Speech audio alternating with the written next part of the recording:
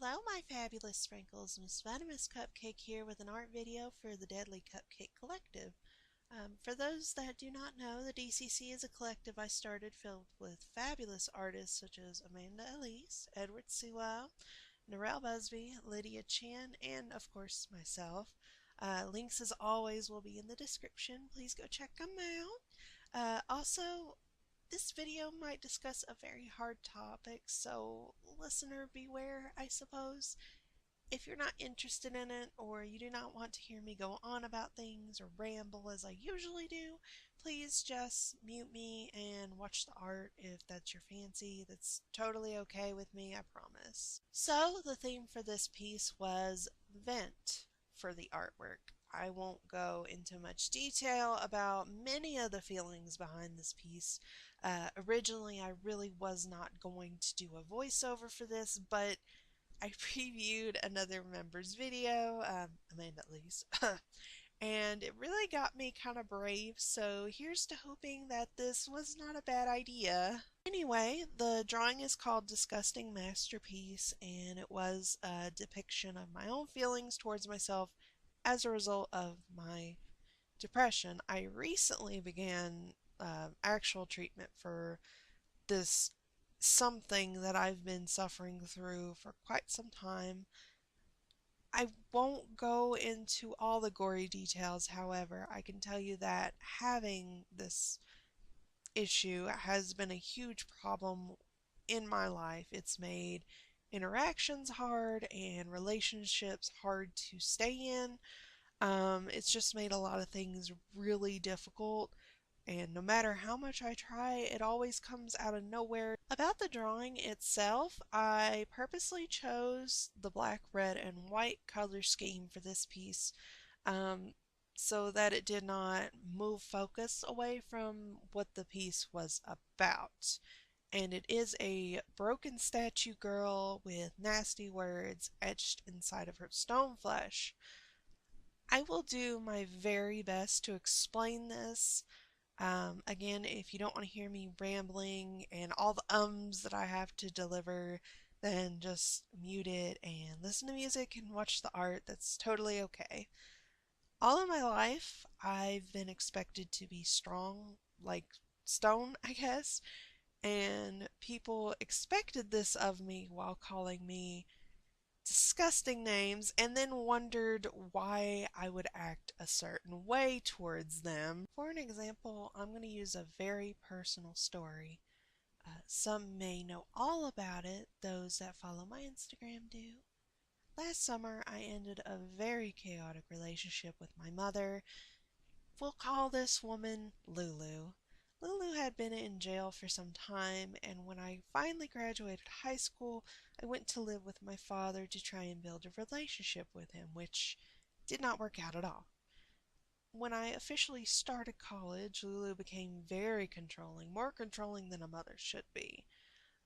When I would not do something that she wanted me to do, like call her every day or answer her text right away, like right when she sent it, she would send me a barrage of insults, just all things designed to make me cry. It was really strange. She called me a party girl, and she would call me a baby. My dad, I'm not going to say his name, but she would basically imply that I was just like him, and that was a negative thing, and blah, blah, blah. I was always afraid to go home to Hurricane Lulu, and mainly because she would blame me for things that I did not do. She would call me bipolar for having an opinion like, oh, the day was really hot, I didn't enjoy the shopping trip because of how hot it was, and it was just a simple opinion. She would do her best to gaslight me, invade my space, which is very important to me. I don't like people invading my space. It is my controlled environment, and I prefer it to stay that way. And she would also treat me like a second-class citizen in my grandfather's home. This was not her house, by the way. This was my grandma and grandpa's house, who were nice enough to give her a place to stay after she got out of jail. Anyway, I began to develop anxiety attacks at this point as a result of how stressful the whole situation was. I would actually run away to my best friend, um, Ma Chan's house to get away from her. And I would like to say that it was because of her that my depression got so bad, but I feel like she just made it worse as opposed to causing the entire thing to get bad. I have no clue. Anyway, going home was like a huge war zone, and stepping on eggshells was the game I had to play because I had to hide in my room and hope that I didn't do or say anything at all to upset this woman. All of that is just a small fragment of what she's done. I could go on to more if people are really interested in hearing all the stories, but again, I digress. I ended the relationship with her last summer because I did not. Okay, the whole situation started because I did not stop packing to talk to her. And at the time, I was moving out so that I could be closer to the place that I worked at. I was a new driver. I wanted to get out before it was night. She went on a huge tirade calling me names, even got my aunt involved too. I don't know why she did this. I guess it was to show me that people were on her side and that I was crazy and blah blah blah blah blah. She actually got in my face and threatened to hurt me. Now, most of her abuse up to this point had been purely verbal, and the more I tried to pull away from her, stand up for myself, the more violent she would get through the years. So, I mean, it was surprising, but at the same time, whatever. I left the home that day, needless to say, and I never saw her again. The aunt actually heard her say some things, and she is no longer on my mother's side. But, anywho, it was either the next day or the next 2 days. She sent me a message on Facebook. Mind you, I've had to block this woman numerous times on Facebook, and Lulu continuously makes new accounts. But this time she was creative. She used her fiance's account to harass me. I'm going to go ahead and read the messages, and again, this could be really hard for someone to hear. I'm sorry. I really feel like it could be helpful to others if I talk about some of this stuff. Okay, so I'm just going to read this straight from the horse's mouth. Names will be changed, and again, this is really hard for me to read, and it might be hard to listen to, but I feel like it was important to have this with this particular piece because of how much of this went into it so that people sort of understand and, get me. Um, and I'd also like to say that Maud Chan or Miranda is my best friend in the entire world. We're like sisters. We have never been in a relationship. I mean, outside of friendship, no, no. But for some reason, this woman likes to imply that because I think it's a manipulation tactic. I don't know.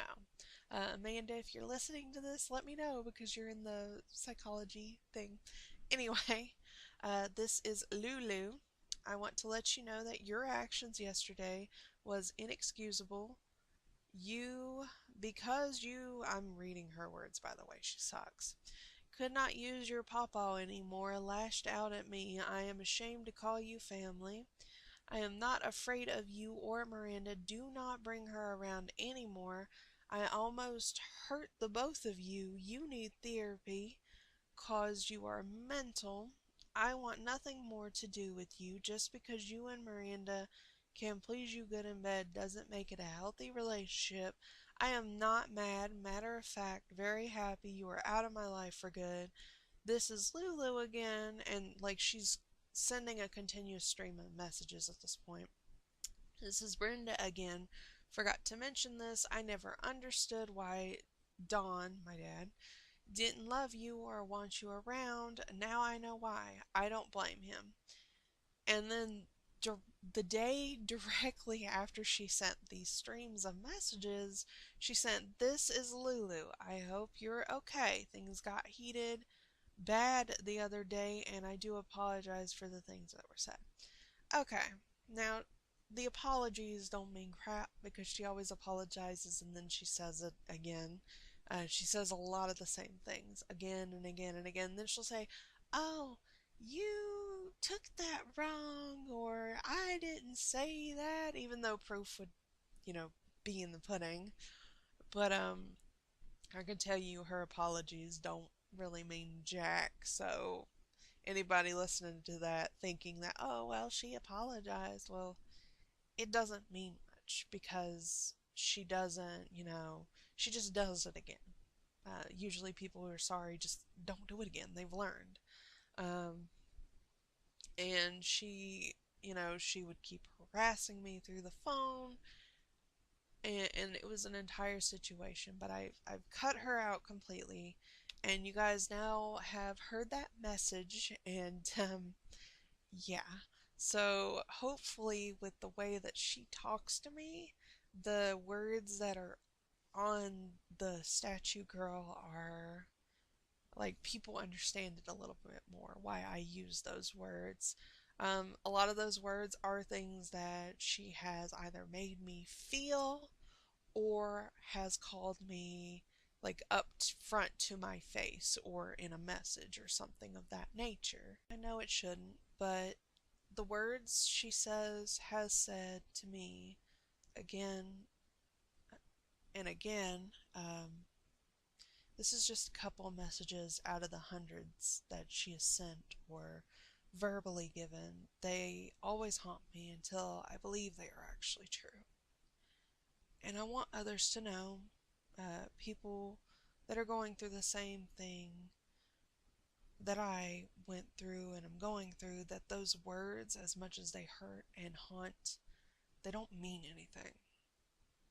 And like me, you can pull through with the right support. I'm pulling through. I have the right support. I'm working on it right now. It was a long time damage, so it's going to be a long time fixed. I can't expect it to just happen in one day. And if you ever need someone to talk to, because I know it helps, I'm here. My messages are always open, and my comments are always there for you. Like, all my subscribers are all very sweet people. I'm sure they would love to hear you out too. We can be that support for people that are going through this. So, okay, guys, I'm trying not to cry right now, so I'm gonna go ahead and end this video. I hope you enjoyed the drawing. Links, as always, as I said in the beginning, will be in the description. Check out our Facebook. We should be getting a new member in the DCC soon enough. And please remember to like, comment, subscribe, do whatever it is you do with these types of videos. Keep it sweet. You are loved. Bye!